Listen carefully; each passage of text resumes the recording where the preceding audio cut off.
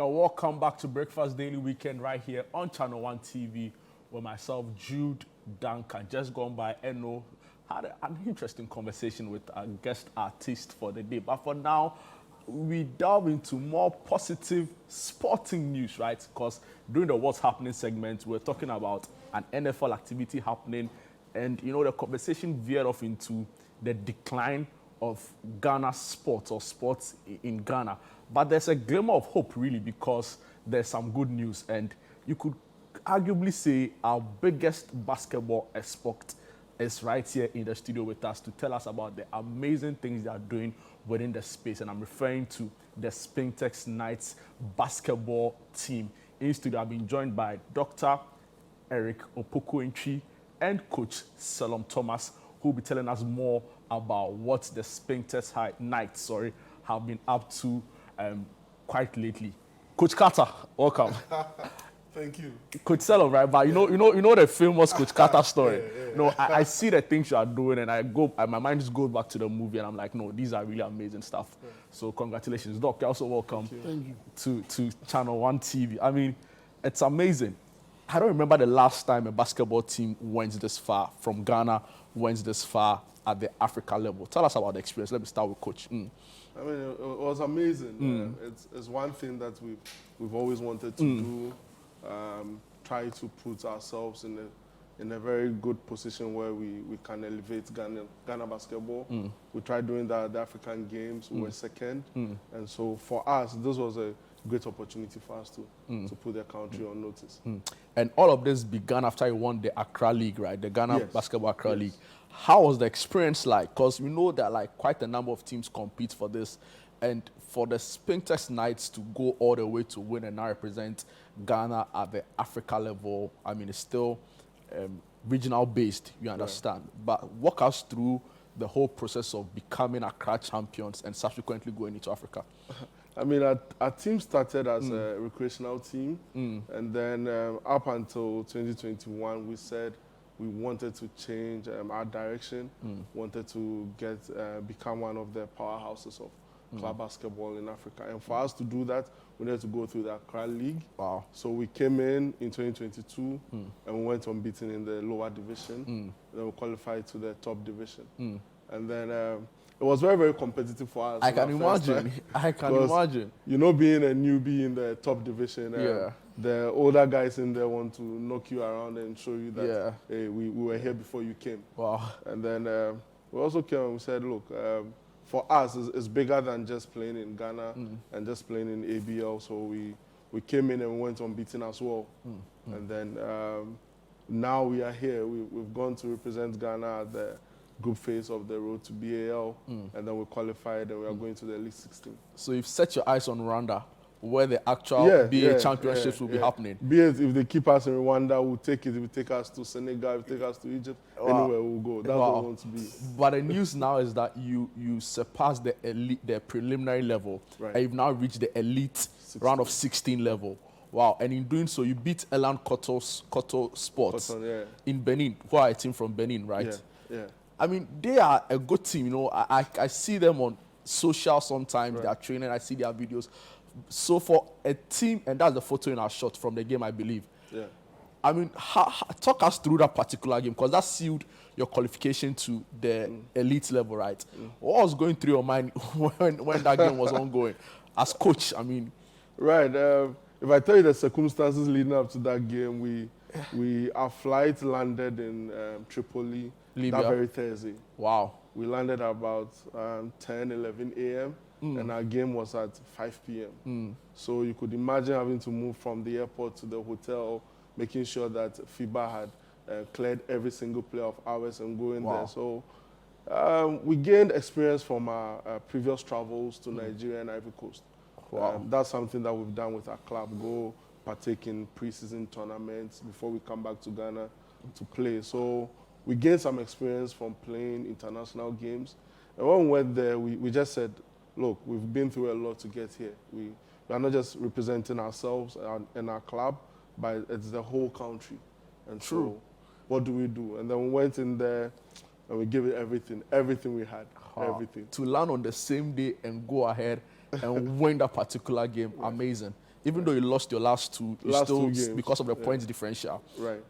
Incredible stuff. Let me come to Doc. I mean, you know, like I said in the introduction to this conversation, I think Spintex Nights now, it's probably the biggest basketball export we have in this country.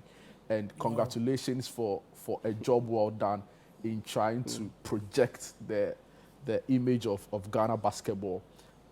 I want to start with you about how difficult it was or otherwise in putting up this whole unit, right? Because, see, I went to a school, St. Teresa's, right? We played basketball. I used to also play basketball. But after St. Teresa's and SS, it wasn't really a thing, right? Maybe uni Gusa games here and there, but it ends there really, right? So how were you able to put all of this together so much that now it's become a national thing for us in a way? Talking about how I did it, I Yeah. don't know. I don't know. It's been years down the line, but it's something that I used to do when I was studying outside the country. My job was a basketball director of a company that I was supposed to form teams from ages 6 to 18. So bringing teams together or bringing people together to play had been my work for 7 years.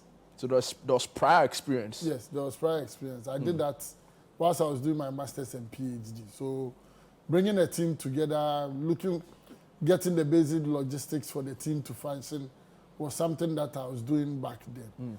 So I get back after school and I studied the Ghanaian basketball landscape for like a year. And it comes to mind that this is something that we could do. But initially it was, okay, come, let's play basketball. We'll get you into school. We'll look for job opportunities for you. And so most of the guys on the team are students. Wow. Yeah, some just finished school, some are still in school. Yeah. Some are doing national service right now. Incredible. Yes, so that is how we started off with it. And as we went along, the boys were showing the test for more. So then we decided that we would change our focus and actually make it that we want to compete on the highest level. And glory be to God, here we are today. And there's still more to achieve. Definitely. I mean, I see the sense of hunger, right, and passion with the team, right? I've seen some of your videos. Like I said, I follow you on social. But I'm sure there'll be so many other hurdles you faced in putting all of this together. So let's just focus a little on the challenges you've encountered, right? And I'm sure funding is definitely in there somewhere. So maybe just talk to us about the challenges you've been facing in line of what you've been doing. I think funding is basically the biggest thing. The main challenge. Sports is expensive. True. That is what we all have to understand. Starting from athletes' jerseys to their shoes to medicals when they And you get have provided injured. all of that as Spintex Nights. Yes. Incredible. Yes. Wow. We are providing all of that, jerseys, shoes. When an athlete gets injured, we have physiotherapists, doctors who look after them. Housing for those who are far off so that they can be Close by for training easily and all of that. accessible Yeah. for practice and all that. We pay for courts. Nobody gives you a free court. So you train at Lashibia, if I'm Yes, sure. yes. And that's not your own space. It's rented out. No. We pay every month. You have to. Charlie, so you didn't need a mullah. If I come, no, I'll let you make an appeal towards the end so the public can support. Because I think, see, you're putting Ghana on the map in terms of basketball, right? We've not seen this happen in a long time. This is the first time a team from Ghana has reached the elite 16 level, right? So that's interesting. But do you get some pushback with your players, right? Their sizes and all of that. Because so if I see sort of like your competition outside, the size and even stature of the players, is that, or you say there's a problem with recruitment, challenges in there you've noticed? I don't think it's a problem with recruitment. The basic problem is that we are not big as Ghanaians. Really? Yes, So we are not really big as Ghanaians. It's just a Yes, national thing. in the basketball space, if you find somebody who can really play, Yeah. probably he's not big. The big people you see around walking in town. Yesterday we met somebody as East Legon. Yeah. He was like 7'2". I looked at him and I was like, "Can you play basketball?" He said, "Nah." Wow. Yes, the big people too that you have in the space. They are not the experience. interested. Yes. So the talent are really people who just want to play, but their size doesn't make up for it. No. And you've been able to still put them together, and they are gelling and Yeah. wow. Let me come back to coach. What is the focus now? Because in November, the first week of November, you'll be regrouping again. Right. Back to, we don't know your opponents yet, right? No, not yet. But that'll be for the Elite 16. Yeah. What's the next line of preparation for you? For us now, we've started recruiting. We've started trying to get some size into our team because it was part of the things that really went against us. In your last 2 games? Yes, exactly. I can imagine. So immediately, right after the last game, we got on a call because Doc was not there. Got on a call. We spoke for more than 2 hours, trying to figure out who can we bring in, where can we find someone who can fix the deficit that we have in our team, and we are almost there. We're almost there. We've spoken to some people. Definitely, in due course, we'll adore those guys. Hey, definitely, they'll help us. As confident of a top 3 finish, which will guarantee. Yeah. That's really the goal. The goal for us is that we want to go there and get into the bowl. That's How the goal. motivated are your players? They are very, very motivated. When we went to Tripoli, they looked around themselves. They got the atmosphere, and it was different for them. It felt like, look, we are here. We can get in there. Where when you get into the bowl, the treatment is totally different.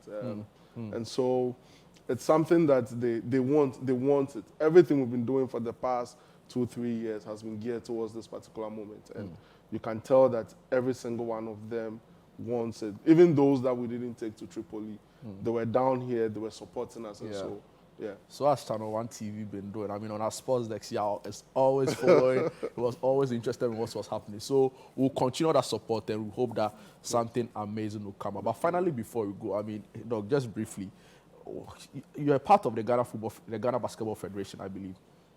No, I'm part of the Greater Accra Basketball Association. Okay, but has there been any form of support, really? Yeah, support from them in trying to help us get the right things from the right people. They've supported us in trying to, that's the federation, and trying to get right letters. Even before we traveled, they were doing all the liaising between our team and FIBA. Oh, okay. So they've done a yeoman's job in trying to get us where we are. But with funding, no. We'll definitely have this conversation again. I'm sure after a round of 16 games, when we go far, I'm so confident you guys will go all the way. We'll definitely have this conversation again. But finally, before we go, any shout outs to any group of people who've been so supportive in the space? In the space, it has been my mother. I love that. My mother. I love that. I love that. Mother, they are so special, aren't they? We all call her Auntie Rose. That's been my mother. I'm sure she's the chief patron of Spintex Nights. She passed the joke that, these boys are coming at 11. She wants to go wear all white and welcome them. Ghanaian scarf and welcome them, but she couldn't. Also to Mr. Wendelotu of Nungua Coastal Basketball Club, who has really supported us in this journey. Then my church, Nation Center, could actually part of $2,000. Wow. Yes, to help the team. God bless you. We call him Brother Moses. The Thanksgiving service there. Oh, tomorrow we are there. We are there live in Caleb. All right. Wow. Right. Thank you so much. But if anybody is watching and they want to help, how can they do that? They should just reach out to us on our socials. Spintex Nights. On Twitter, Facebook, Instagram. They can just reach out to us. Any number they can call? They can call my number, 0244 261 937. Thank you so much, Doc and Coach Thomas Selom. We'll definitely have this conversation again to track the progress of Spintex Nights as you go back into Africa. I choose to call you Coach Carter, right? Because of the storylines and all of that, because you see some similarities there. Thank you so much. Thank you so much, Doc. So that's all time will allow us for this conversation really on the exploits of an indigenous basketball team doing amazing within the space. They've qualified from the preliminary round. Now they will be competing at the Elite 16. The aspiration is that they go all the way and qualify for BAR, right? And that would be amazing for Ghana basketball. We'll be back right after this break.